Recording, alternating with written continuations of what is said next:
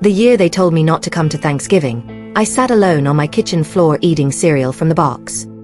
No table. No candles. No family. Just me, a cold floor, and a text message that I had read so many times the words stopped making sense. I made myself 3 promises that night. I was not going to cry. I was not going to call. And I was not going to forget a single name of every person who had been sitting at that table while I was sitting on that floor. 3 years later, I hosted the most talked about Thanksgiving dinner my family had ever heard of. I booked a private venue. I had a guest list. Printed invitations. Real candles. My grandmother's recipes on every single plate. And not one person who had been at that table the night they cut me out received a single call back. This is my story. My name is Olivia. I am 31 years old. I grew up in a loud, big, close-knit family. The kind that fills a whole house at the holidays. The kind where someone is always cooking something and someone else is always laughing too loud in the next room. I loved that family with everything I had. I showed up for every single person in it. For 28 years, I was the one who remembered birthdays. The one who drove to the hospital without being asked. The one who transferred money when someone was short, who brought food to every gathering nobody asked me to bring, who picked up the phone at midnight when things went wrong. I showed up. Every time. Without fail. Until the year I couldn't bring anything to the table. Not because I didn't want to. Because my small business had failed. My savings were gone. I was working the night shift at a warehouse job that paid just enough to keep my lights on and my fridge halfway full. I had nothing extra. Not that year. And that was the year they decided I was no longer close family. If you enjoy stories like this, please hit the subscribe button right now and turn on your notification bell so you don't miss any of our stories. Also like this video and drop a comment telling me where in the world you are watching from and what time it is there. I read every single comment. Every one. Now let me tell you about the text. It was 9 p.m. The night before Thanksgiving. I was just getting home from my shift, still in my work clothes, tired in the way that goes all the way down to your bones. My phone buzzed. I looked at the screen. It was my Aunt Carol. I opened it. Hey Olivia, just wanted to let you know we're keeping it small this year. Close family only. Hope you have a good holiday. I read it once. I read it again. Close family only. I had been going to this Thanksgiving for 28 years. There are photos of me at that table as a baby. My grandmother had taught me to make her sweet potato pie at that same table when I was 9 years old, standing on a step stool because I wasn't tall enough to reach the counter properly. She had guided my hands and told me that good food was just love you could taste. Close family only. I put my phone down. I picked it back up. I went to the family group chat to see if I had missed something. Some explanation, some context, anything that would make this make sense. The chat was alive. Everyone was talking about tomorrow. What time they were arriving. What they were bringing. My cousin Brian, the same cousin whose car repair I had paid for 8 months ago without being asked twice, had posted a laughing emoji about something. The whole family was there, chatting away, completely unbothered. I had been removed from the group chat before Carol sent that text. I sat with that for a moment. Then I scrolled back through my messages with Carol. The last conversation before tonight was 6 weeks ago. She had needed $300 for a household bill. I had sent it the same day, same hour, without hesitation. She had replied with a thumbs up emoji. 1 thumb up. That was the last thing my Aunt Carol had said to me before she sent a text at 9 p.m. the night before Thanksgiving to tell me I was not close family. I put my phone face down on the counter. I did not call anyone. I did not text back. I did not cry. I had promised myself that and I kept it. I sat down on my kitchen floor because sometimes the floor is the only honest place to be. I ate cereal from the box because that was what I had. And I let myself feel every single thing that night wanted me to feel. The hurt, the embarrassment, the specific sharp pain of being removed from a group chat like a notification someone had gotten tired of. I felt all of it. And then I stood up. I washed my bowl. I went to the drawer and got my notebook, a plain one I had used for lists and plans and ideas. I opened it to a blank page. At the top I wrote one word. Remember. Then I started writing names. Every person who had been at that table. Next to each name I wrote one thing, not an insult, not an angry note, just one specific moment. The moment I had shown up for that person, and exactly what they had done after. Brian. Car repair. 8 months ago. Laughing emoji. Aunt Carol. $300. 6 weeks ago. Thumbs up. There were 14 names by the time I was done. It took me 2 hours. When I finished, I closed the notebook and put it back in the drawer. I went to bed. And I slept better than I had in months. Thanksgiving morning, I woke up early. I did not call my mother to ask if she had known. I did not text anyone to ask why nobody had said a word. I made proper coffee, 2 cups, and I sat at my window and watched the street below. People carrying groceries. A man with flowers. A little girl in a coat too big for her running ahead of her mum. Life going forward the way it always does. I opened my laptop. I typed, how to start a catering business with no startup capital. The third result on the page was a small business grant for women in the food industry. Application deadline in 11 days. Grant amount, $15,000. I read the requirements once. Then I read them again. Then I opened a new document and I started writing. For the next 11 days I worked my night shifts and wrote that application in every spare hour I had. I wrote about my grandmother's recipes. About the sweet potato pie and the step stool and the hands that had guided mine. About what it means to feed people. About the family table and what food represents when you grow up in a house full of people who show love through cooking. I did not write about the text. I did not write about the 14 names. But every sentence was sharper because of them. On day 11, I submitted the application at 11:58 p.m. 2 minutes before the deadline. I closed the laptop, put on my work boots, and went to my night shift. 3 weeks later, I was just getting home at 6 a.m. when my phone buzzed with a new email. I sat in my car in the parking lot and I opened it. Congratulations. Grant award notification. $15,000. I read it 4 times. Then I drove to the bank. I opened a business account. I deposited the grant that same afternoon. Then I drove straight to the kitchen supply store and bought everything on the list I had been building in my head for 2 years. That evening my neighbor knocked on my door. Ms. Patterson, a warm, sharp older woman who had tasted my cooking at a building event the previous summer and told me I was wasting something God had given me. She heard me moving equipment around and came to check on me. I opened the door wide. Everything is better than okay, I told her. Do you want to be my first customer? She said yes before I finished the sentence. Ms. Patterson ordered a sweet potato pie for her church's Sunday gathering. Then 2 more. Then she told the church coordinator. The coordinator ordered 6 pies for their fundraiser dinner. A woman at that dinner asked for my card. I didn't have a card yet, so I wrote my number on a napkin.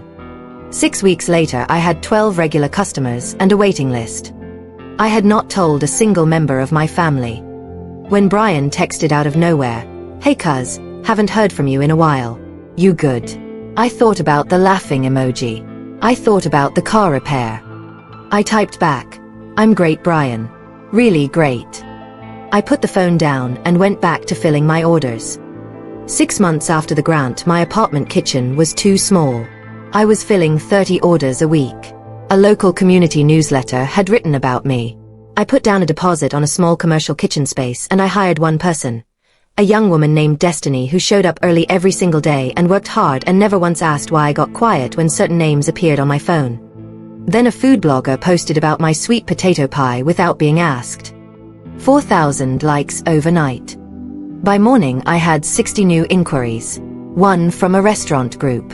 1 from a hotel. 1 from a catering company that wanted a partnership. I met all 3 of them in the same week. I wore a blazer I had bought at a thrift store and altered myself. I brought samples. I knew my numbers. I did not apologize for anything. The restaurant group wanted exclusive rights to my holiday menu. I said no to exclusivity and yes to a supply contract. The hotel wanted a full dessert menu for the holidays. I said yes with a 6-week lead time. The catering company wanted a partnership. I told them I would think about it. I thought about it for 48 hours. Then I called them back and restructured their offer on my terms. They agreed immediately. On the drive home, my phone rang. I looked at the screen. It was my mother. I had not spoken to her since before Thanksgiving. I let it ring. But when I got home, there was a voicemail, and something in my mother's voice made me sit down on the edge of my bed and listen to every word. She was not asking for money. She was not calling about the family. Her voice was quiet and a little unsteady, and she said she missed me. She said she had heard from Ms. Patterson at the pharmacy that I had started a business. She said she was proud of me. She said she was sorry she hadn't called sooner. I listened to it twice. I did not call back that night. But I saved the message. The next morning, one of my new Instagram followers had a blue checkmark next to their name. Food editor, Metropolitan Lifestyle Magazine. Her name was Sandra. She sent me a direct message asking if I would be open to a feature for the magazine's annual holiday edition. The issue would hit newsstands in November, just before Thanksgiving. I sat with my phone in my hand and I thought about the cereal, the kitchen floor, the notebook in the drawer, the text at 9 p.m. I typed, "I would love that. When can we talk?" Sandra wanted to use a family recipe, something with history, something real. I knew exactly which recipe. I had known since I was 9 years old, standing on a step stool. The photo shoot took a full day. I made the sweet potato pie 3 times to get the right shots. Sandra asked me questions the whole time, about my grandmother, about the recipe, about why I had started the business when I did. I smiled and said, "Someone showed me I had more to offer than I was giving myself credit for." I did not tell her it was a 9 p.m. text and a bowl of cereal. At the end of the shoot, Sandra looked at me and said the feature was going to run as the cover story, not a sidebar, not a small profile. The cover. I drove home and sat in my car for 20 minutes before I could make my legs work well enough to go inside. I told nobody the magazine was coming. Not my mother. Not Ms. Patterson. Not Destiny. I kept working. I filled orders. I signed the hotel contract. I deposited the first payment from the restaurant group. And quietly, in the evenings, I started planning something I had been thinking about for almost a year. I was going to host Thanksgiving. I booked a private dining venue above a restaurant downtown. A beautiful space I had walked past 100 times and always looked at through the window thinking someday. I put down the deposit on a Tuesday morning. I asked for the largest table they had. Then I went home and opened my notebook to a fresh page and wrote a guest list. 22 names. Ms. Patterson. Destiny. Sandra. The food blogger. 6 customers who had quietly become friends. 3 women from my old night shift who had covered for me more times than I could count. My mother. I stared at her name for a long time before I wrote it. Then I wrote one more at the very bottom and I underlined it. My grandmother, who could not be there, but whose recipe would be on every single plate. I designed the invitations myself, printed cards, hand-addressed envelopes. I mailed them on a Monday. On Wednesday, my phone started ringing. Not from anyone on my guest list. From the 14 names. The magazine had hit newsstands 3 days early in some areas. A woman at Carol's hair salon had picked up a copy while waiting for her appointment. She had looked at the cover and said, "Oh, I know her. That's Carol's niece." Carol had driven to the newsstand herself. My face. My grandmother's recipe. My story. The real one. The one about building something from a kitchen floor and a bowl of cereal and a grant application submitted 2 minutes before midnight, on the cover of a magazine that sat in waiting rooms and coffee shops and salon chairs across the city. Carol called me that same afternoon. I let it ring. She left a voicemail that started warm and got complicated toward the end. In the same hour I got calls from my Aunt Margaret, from Brian, from a relative I had not spoken to in 4 years. I listened to all of them that evening, one after another. Then I opened my notebook. I looked at the 14 names. I didn't write anything. I just looked. The next morning Brian sent a text. Longer than anything Brian had ever sent me in our lives. He talked about how proud he was. How he always knew I had it in me. How family was everything. Near the end, he mentioned he had been going through a hard time and that I of all people knew what that felt like. I read every word. Then I typed back 3 words. I do understand. I sent no money. I offered nothing else. He replied asking if we could talk. I said I was busy with Thanksgiving preparations. He asked if the family was getting together. I said yes. He asked where. I said I would be in touch. Carol did not text. She showed up. She buzzed my apartment on a Thursday evening without calling first. I let her in. She sat in my living room and looked around at the commercial equipment, the order board on the wall, the framed copy of the magazine cover that Ms. Patterson had bought and given me as a gift. She talked for 30 minutes. About family. About how the Thanksgiving decision had not been personal. About how proud everyone was. And then at the end, casually, like it was an afterthought, she asked if I was doing anything for the holiday this year. I said yes. She asked if it was a family thing. I looked at her for a moment. It's for the people who showed up for me, I said. Carol's face did something I had never seen it do. She started to say something about family being family no matter what. About how you don't turn your back on blood. I stood up. I walked to the door. I opened it. I waited. She left without finishing her sentence. I closed the door. I leaned against it. I breathed slowly. Then I went back to my order board. 3 days before Thanksgiving, I called my mother back. She picked up on the first ring like she had been holding the phone. We talked for an hour. Not about the business.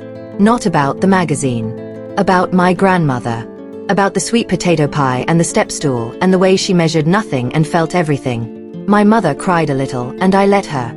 At the end she said she should have called the night Carol sent that text. She said she was sorry. I said, yes, you should have. A pause that lasted a long time. I'm glad you called now, I said. She asked if she could come to Thanksgiving. I said, I already put your name on the list. She arrived 3 hours early on Thanksgiving morning. She stood in the doorway of the venue kitchen and watched me work. After a few minutes she quietly walked over, washed her hands, and picked up a spoon. She started helping without being asked. Nobody said anything. The sweet potato pie got made the way it had always been made. By hand. By feel. By 2 women who finally had something real to say to each other. By noon the venue looked like nothing I had ever hosted and everything I had always imagined. Long table. Real candles. My grandmother's recipes on every plate. Destiny had been there since 6 in the morning. Ms. Patterson arrived at 9 with flowers she had grown herself and set them in the middle of the table without asking where they should go because she already knew. 22 place settings. Not one of them belonging to anyone from the 14 names. At 12:30 my phone buzzed. A text from Carol. Olivia, we don't have a plan for today. Is there any room? I read it. I put my phone face down on the kitchen counter.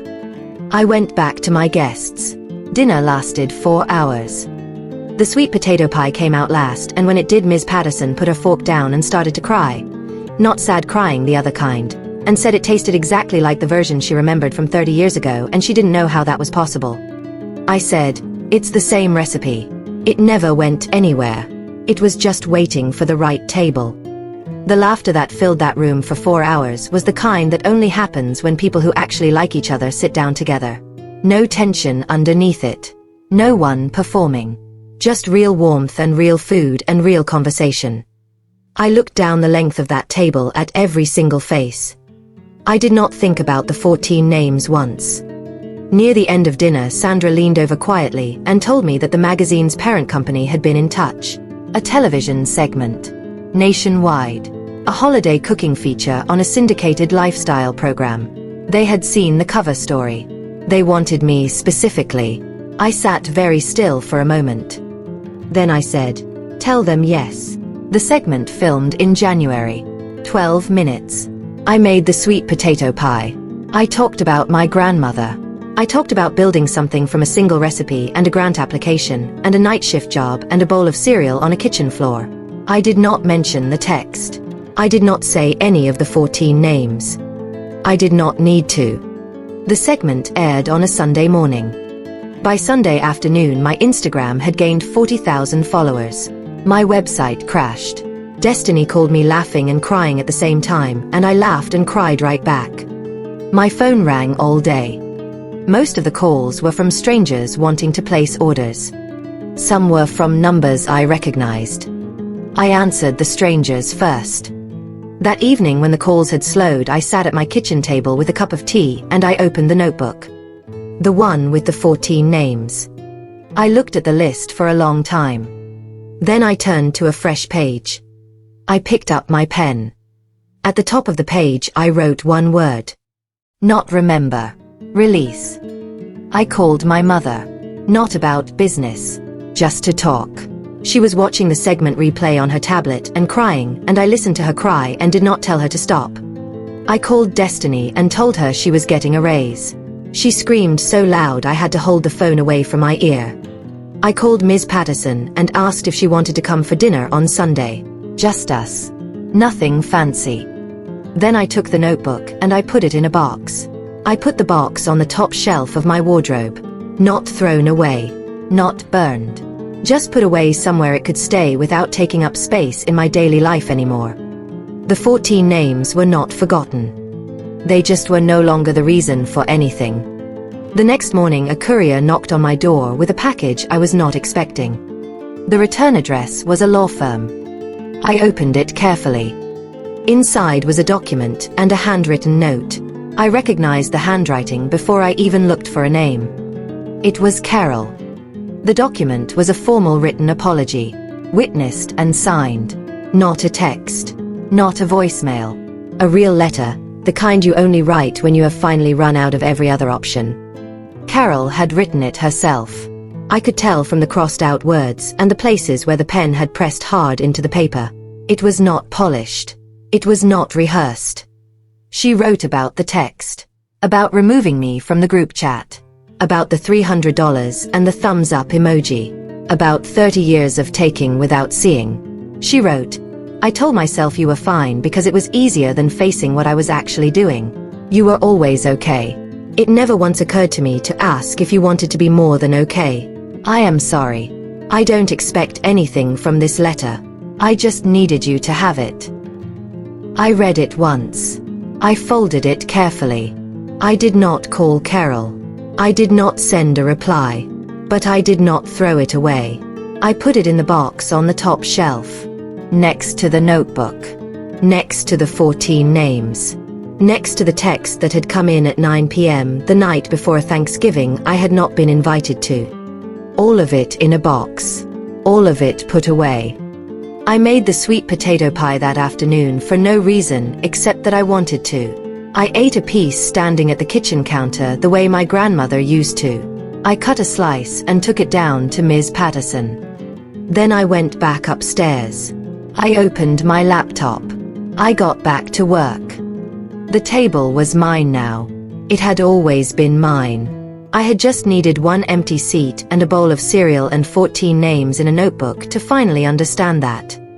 Thank you so much for staying with this story all the way to the end. If this story moved you, if it reminded you of someone you know, or something you have been through, or a table you were once asked to leave, please let me know in the comments. I want to hear from you. I read every single one. And if you are not subscribed yet, please do that right now and turn on the notification bell. Because we are building something here. Every day we bring you a new story. Some will make you cheer, some will sit with you long after the screen goes dark, some will say the thing you have been waiting for someone to say out loud. We want you here for all of it. This community is just getting started, and we want you to be part of it from the beginning. Come back tomorrow. Come back the day after. We will be here every single day with something new for you. We will see you in the next story.